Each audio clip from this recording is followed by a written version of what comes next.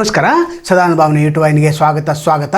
ಬೆಳಗಾವಿ ಜಿಲ್ಲೆಯಲ್ಲಿ ಈಗ ವಸತಿ ನಿಲಯಗಳಲ್ಲಿ ಅಂದರೆ ಸರ್ಕಾರಿ ವಸತಿ ನಿಲಯಗಳಲ್ಲಿ ಪ್ರವೇಶಕ್ಕಾಗಿ ನೂಕುನುಗ್ಗಲು ಉಂಟಾಗಿದೆ.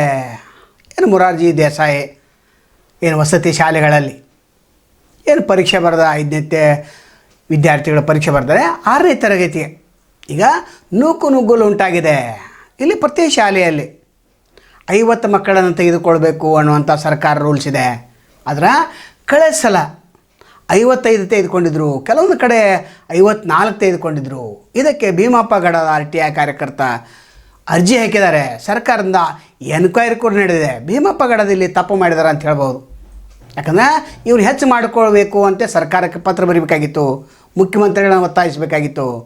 ಅದರ 50ಕ್ಕಿಂತ ಹೆಚ್ಚು ಯಾಕೆ ಕೊಟ್ರಿ ಅನ್ನುವಂಥ ಪ್ರಶ್ನೆಯನ್ನು ಇಲ್ಲಿ RTI ಕಾರ್ಯಕರ್ತ ಭೀಮಪ್ಪ ಗಡಾದ್ ಕೇಳಿದ್ದಾರೆ. ಇದು ಅಕ್ಷಮ ಅಪರಾಧ. ಅದು ಭೀಮಪ್ಪ ಗಡಾದ್ ಇಲ್ಲಿ ದೊಡ್ಡ ಪ್ರಮಾಣದಲ್ಲಿ ತಪ್ಪನ್ನು ಮಾಡಿದ್ದಾರೆ ಅಂತ ಹೇಳ್ಬೋದು. ಇನ್ನು ವಸತಿ ಶಾಲೆಗಳಲ್ಲಿ ಪ್ರವೇಶಕ್ಕಾಗಿ ಬಡ ವಿದ್ಯಾರ್ಥಿಗಳಿಗೆ ಪ್ರವೇಶನೇ ಸಿಗ್ತಾ ಇಲ್ಲ. ಇಲ್ಲಿ ವಸತಿ ನಿಲಯಗಳಲ್ಲಿ ಸಮಾಜ ಕಲ್ಯಾಣ ಇಲಾಖೆ 28 ವಸತಿ ನಿಲಯಗಳಿವೆ. ನಂತರ ಪರಿಶಿಷ್ಟ ವರ್ಗಗಳ ಕಲ್ಯಾಣ ಆ ಇಲಾಖೆಯಲ್ಲಿ 11 ವಸತಿ ಶಾಲೆಗಳು ಬರ್ತವೆ.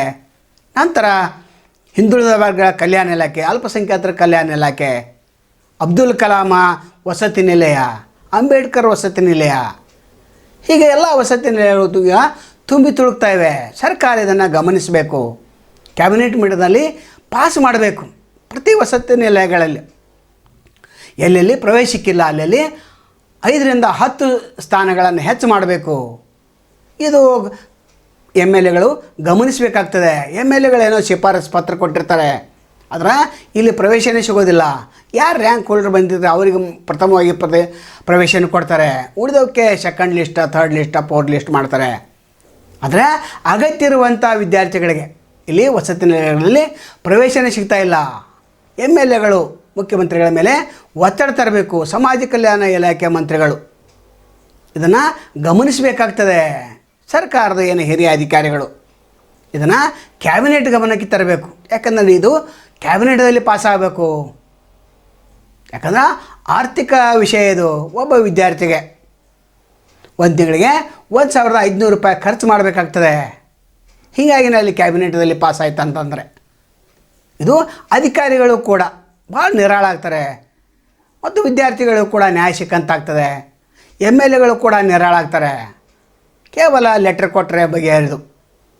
ಸರ್ಕಾರ ಇದಕ್ಕೆ ಏನೇನು ಮಾಡಬೇಕು. ನಂತರ MLAಗಳು ಕೂಡ ಪ್ರತಿ ವರ್ಷ 1ರಿಂದ 2 ವಸತಿ ನಿಲಯಗಳನ್ನು ಮಂಜೂರು ಮಾಡ್ಕೊಂಡು ಬರಬೇಕು.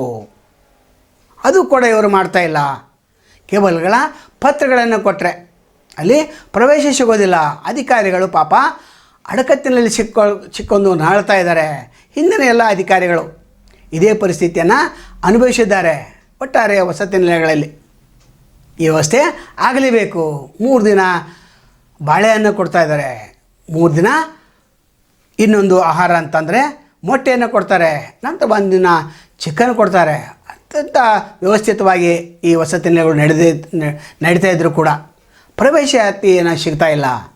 ಇದ್ರ ಕಡೆ MLAಗಳು ಗಮನಿಸಬೇಕು, ಮಂತ್ರಿಗಳ ಗಮನಿಸಬೇಕು, ನಂತರ ಮುಖ್ಯಮಂತ್ರಿಗಳ ಗಮನಿಸಬೇಕು, ಸಮಾಜ ಕಲ್ಯಾಣ ಇಲಾಖೆ ಅಧಿಕಾರಿಗಳು ಗಮನಿಸಬೇಕಾಗ್ತದೆ. ಇಲ್ಲಾಂದರೆ ಬಡವರಿಗೆ ಬಡವರ ಶಾಪ ತಟ್ಟುತ್ತದೆ. ಮತ್ತು ಸಮಾಜ ಕಲ್ಯಾಣಕ್ಕೆ ಬೇಕಾದಂಥ ಅನುದಾನವನ್ನು ಪ್ರತಿ ವರ್ಷ ನೀವು ಹೆಚ್ಚು ಮಾಡಲೇಬೇಕು. ಇದು ಮುಖ್ಯಮಂತ್ರಿಗಳ ಜವಾಬ್ದಾರಿಯಾಗಿದೆ. ಇನ್ನು ಬೆಳಗಾವಿ ಜಿಲ್ಲೆ ಇರ್ತಕ್ಕಂಥ ಎಲ್ಲ MLAಗಳು ಮುಖ್ಯಮಂತ್ರಿಗಳನ್ನು ಭೇಟಿಯಾಗಿ ನಮ್ಮ ಜಿಲ್ಲೆಗೆ ಇಂತಿಷ್ಟು ನೀವು ವಸತಿ ನಿಲಯಗಳನ್ನು ಕೊಡಲೇಬೇಕು. ಕೇವಲ ಕಿತ್ತೂರ ವಸತಿ ಶಾಲೆ ಒಂದು ದೊಡ್ಡ ಪ್ರಮಾಣದಲ್ಲಿ ಹೆಸರು ಪಡೆದಿದೆ. ಇಂಥ ಶಾಲೆಗಳನ್ನು ನೀವು ತೆರಿಬೇಕು. ನವೋದಯ ಶಾಲೆ ರಾಜ್ಯ ಸರ್ಕಾರಕ್ಕೆ ಬರೋದಿಲ್ಲ, ಅದು ಕೇಂದ್ರ ಸರ್ಕಾರದ ಹಿಡಿತದಲ್ಲಿದೆ. ಒಟ್ಟಾರೆ 6ನೇ ತರಗತಿಗೆ ಸುಗಮವಾಗಿ ಈ ವರ್ಷ ಕೂಡ ಪ್ರವೇಶಾತಿ ಯಾರ್ಯಾರು ಅರ್ಜಿ ಸಲ್ಲಿಸಿದ್ದಾರೆ ಎಲ್ಲರಿಗೂ ಸಿಗಬೇಕು ಅನ್ನುವಂಥ ಮುಖ್ಯಮಂತ್ರಿಗಳು ಹೇಳಿಕೆಯನ್ನು ಕೊಡಲೇಬೇಕು. ಸಮಾಜ ಕಲ್ಯಾಣ ಮಂತ್ರಿಗಳು ಇದನ್ನು ಹೇಳಿಕೆ ಕೊಡಬೇಕು. ಎಲ್ಲ MLAಗಳು ಇದನ್ನು ಜವಾಬ್ದಾರಿ ತೆಗೆದುಕೊಂಡು ಮುಂದಿನ ಮೀಟಿಂಗ್ದಲ್ಲಿ ಇದನ್ನು ಪಾಸ್ ಮಾಡಬೇಕು. 50 ಎಲ್ಲಿದೆ ಅಲ್ಲಿ 55 ಹೆಚ್ಚು ಮಾಡಿರಿ ಅಥವಾ 60 ಮಾಡಿರಿ. ಒಟ್ಟಾರೆ ಎಲ್ಲ ವಿದ್ಯಾರ್ಥಿಗಳಿಗೆ ಪ್ರವೇಶ ಸಿಗಬೇಕು, ಬಡವರಿಗೆ ನ್ಯಾಯ ಸಿಗಬೇಕು. SC ST OBC ವಿದ್ಯಾರ್ಥಿಗಳು ಕೂಡ ಇಲ್ಲಿ ಪ್ರವೇಶ ಸಿಗ್ತಾ ಇಲ್ಲ. ಒಟ್ಟಾರೆ ವಸತಿ ನಿಲಯಗಳಲ್ಲಿ ಎಲ್ಲರಿಗೂ ಪ್ರವೇಶ ಸಿಗಬೇಕು. ಇದೇ ಇವತ್ತಿನ ವಿಡಿಯೋದ ಮುಖ್ಯ ಉದ್ದೇಶ. ನಾಳೆ ಮತ್ತೊಂದು ವಿಡಿಯೋ ತಗೊಂಡು ಭೇಟಿಯಾಗ್ತೇವೆ. ಅಲ್ಲಿವರೆಗೆ ಎಲ್ಲಿ ಶುಭಾಗಲಿ. ನಮಸ್ಕಾರ.